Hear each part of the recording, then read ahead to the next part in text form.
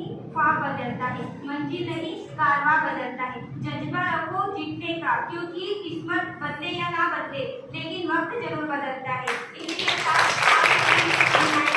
शिक्षकगण, यहाँ पर उपस्थित पाठक श्रोता सभी को मेरा नमस्कार। मेरा नाम संजना राठौर है। मैं पक्ष पर अपने विचार व्यक्त करना चाहती हूँ। आज का टॉपिक है, क्या भारत में नौकरियां खत्म हो रही है? जी नहीं, भारत में नौकरियां खत्म नहीं हो रही है, नौकरियां करने वालों की संख्या खत्म हो गई है। बेरोजगार लोग बोल रहे हैं कि नौकरियां खत्म हो रही, बिल्कुल नहीं। विपक्षी वक्ताओं ने बोला कि नौकरियां खत्म हो रही है। जी नहीं, नौकरियां खत्म ही नहीं हो सकती। भारत में चीन से भी ज्यादा जनसंख्या होने के कारण अब नौकरियों में भी गिरावट आई है। गिरावट आने के कारण यह है कि हर युवा भारत के विकास में योगदान देना होना पड़ता है। हर युवा में अलग अलग स्किल के साथ अलग अलग नौकरियों पाने के संगठन होते हैं। नौकरियों में बढ़ती लगातार होड़ में व्यक्ति रातों दिन मेहनत कर रहे हैं और सपने तो सब देखते हैं, लेकिन उनका पूरा नहीं हो पाता है। अगर आप सरकारी नौकरी के पीछे भागेंगे तो हमेशा पीछे ही रहते जाएंगे।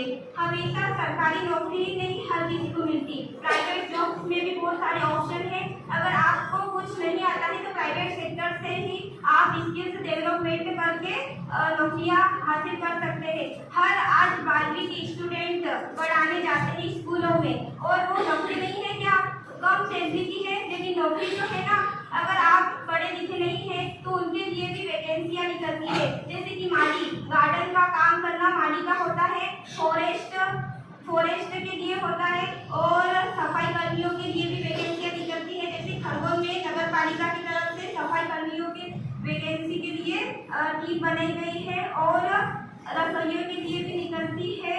और अगर आप पढ़े लिखे नहीं हैं तो खुद का स्टार्टअप कर सकते हैं, चाय की दुकान से या छोटी मोटी दुकान से कर सकते हैं।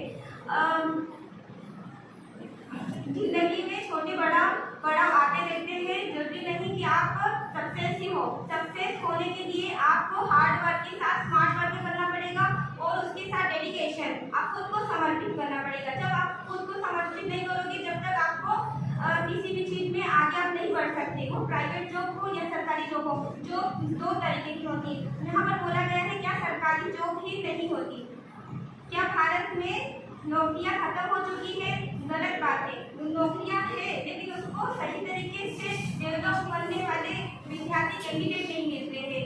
हर साल वैकेंसियां निकलती है, ज्यादातर एसएससी, सीएचएसएल और रेलवे भर्ती और फॉरेस्ट गार्ड, स्टेट पुलिस वगैरह की बहुत सारी वैकेंसियां हर साल निकलती है। अगर आप अनपढ़ हैं या कम पढ़े लिखे हैं तो आप मेकअप आर्टिस्ट बन सकते हैं, खुद का रोजगार कमा सकते हैं। ज़्यादा से ज़्यादा लोगों को अगर आप मेकअप आर्टिस्ट बन गए हैं तो आप खुद के पार्लर में दूसरों को भी जॉब दे सकते हैं, खुद दूसरों को भी रोजगार दे सकते हैं, और खुद का भी आप प्रॉफिट ज़्यादा कमा सकते हैं। पहले के ज़माने में बोलते थे, खेलोगे कूदोगे बनोगे खराब, पढ़ोगे लिखोगे तो बनोगे नवाब। अब ये नारा उल्टा हो गया है। पढ़ोगे लिखोगे तो बनोगे नवाब, और खेलोगे कूदोगे तो बनोगे लाजवाब। आप खेल के क्षेत्र में भी आप करियर बना सकते हैं। जरूरी नहीं कि पढ़ाई ही एक ऐसा माध्यम है जिसके तहत आप नौकरी पा सकते हैं। जरूरी नहीं, आप खेल के माध्यम से, कृषि के माध्यम से, या बिजनेस के माध्यम से, या खुद का स्टार्टअप छोटा सा कर सकते हैं। आप में सिर्फ स्किल को डेवलप करने की बात है। अगर आप में स्किल है बहुत सारी तो आप कर सकते हैं। हर व्यक्ति में अपना अपने तरीके से स्किल होती है, और स्किल को आपको सही जगह यूज करना है, यूजफुल। और स्किल होने के साथ साथ व्यक्ति में टैलेंट होना चाहिए, बिहेवियर अच्छा होना चाहिए, उसका एटीट्यूड अच्छा होना चाहिए।